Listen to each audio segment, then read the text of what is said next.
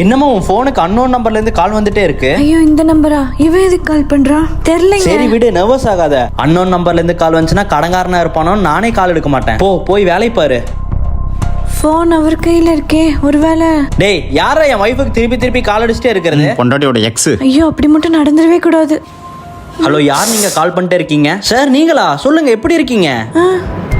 நல்ல வேலை. இப்போ எதுக்கு கால் பண்ண?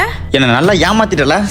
இப்போ நான் உன்னை என்ன ஏமாத்தினேன்? டேய் எனக்கு கல்யாணம் ஆயிடுச்சுடா. அப்ப நான் என்ன பண்றது? செத்தட்டா? நம்ம ரெண்டு பேரும் ஒண்ணா எடுத்த போட்டோ இன்னும் என்கிட்ட என்ன இருக்கு. பிளாக்மெயிலா? டேய் நீ அதை வச்சு என்ன வேணா பண்ணிக்கோ, ஆனா நான் உனக்கு இல்லன்றதுதான் உண்மை. ஒரு பொண்ணு இந்த உலகத்துல யாராவது ஒருத்தருக்காகவாச்சும் உண்மையா இருப்பா. நானும் உனக்காக உண்மையா இருந்தேன். ஆனா நீ என்ன எப்படி நடத்தின? இனி நான் ஏன் புருஷனுக்கு உண்மையா இருக்கணும்னு நினைக்கிறேன். ப்ளீஸ்டா, உன்னோட சுயநலத்துக்காக ஒரு பொண்ணோட வாழ்க்கையை அழிச்சிடாத. இங்க பாரு, என் பாஸ்ட்ல உன்னை தெரியாம காதலிச்சிட்டேன். அதுக்கான தண்டனையும் நான் அனுபவிச்சிட்டேன். இனி என் ஹஸ்பண்ட் தான் எனக்கு எல்லாம், அவர் தான் எல்லாம் நான் வாழ்ந்துட்டு இருக்கேன். நீ என் வாழ்க்கையில வராத, நான் உன்னை பிளாக் பண்றேன், புரிஞ்சுக்கோ. என்ன மன்னிச்சிருங்க.